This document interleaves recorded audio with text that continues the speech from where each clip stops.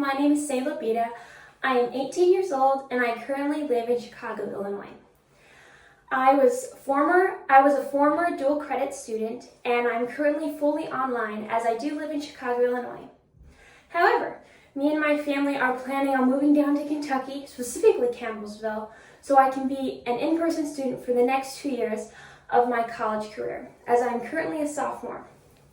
Why I chose teaching. I genuinely love working with kids.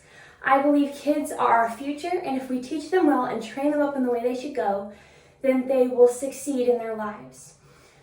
Given this, I want to instill a firm foundation for my kids and build up confidence as being a childhood education major.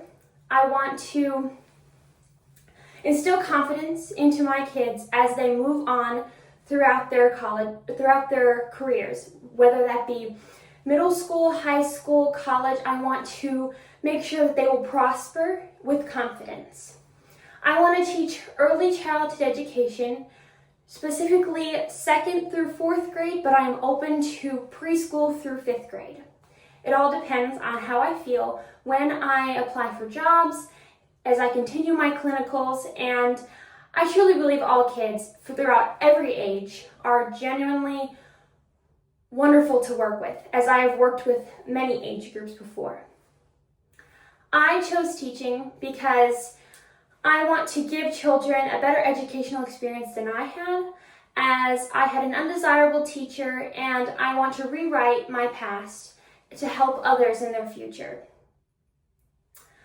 I was homeschooled for most of my life, and given this experience, I feel like I was equipped to differentiate instruction and to personalize it for each kid. And I do believe that this course in my life has led me to be a better teacher and has led me down this path. Experience that I have. I was a babysitter, and I have been for the past 3 years. For the past 3 summers, I have been a summer camp counselor at a day camp for kids ages 4 to 12, and I've worked directly or indirectly with each one of these age groups. I have been a student teacher for 3 different age groups and by myself, and I was a teacher's aide and worked with a former teacher and a former peer. My most prized experience was being in a mentor program. I was paired up with many kids who were struggling with confidence, and through my example, I allowed them to see through a mirror and look at themselves in a better light. Through this, I am very proud that through my experience, they saw that they could fulfill a better educational career for themselves.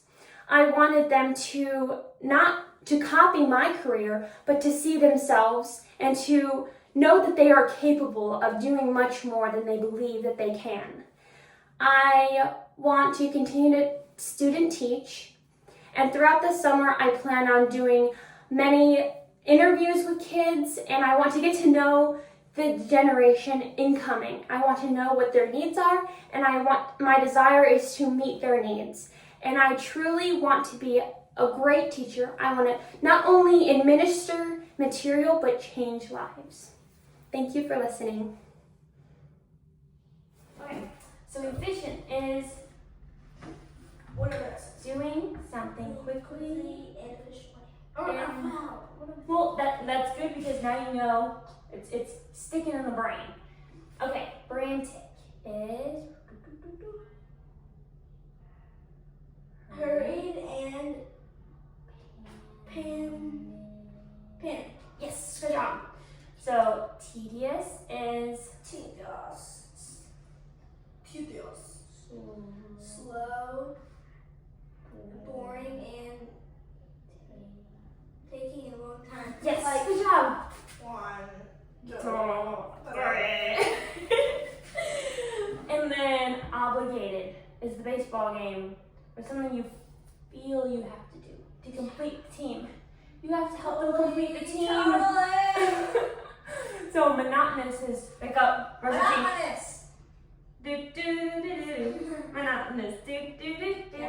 Alright. Okay, disheveled, the homeless man. Messy or untidy, just disheveled. precise, hyper sauce, exact, Mhm. and careful. Yes, good job, dude. Right. abrupt, Abrupt, sudden, and unexpected. like this. Wait, And we're abrupt, talking about, right? abrupt? Abrupt is like if a clown walked through that door right now and started singing. Okay. Ah! Like you wouldn't be expecting that, would you? Okay, and then Wait. lastly, Repetitive. so it repeats and repeats and repeats. Wait, repetitive. Repetitive.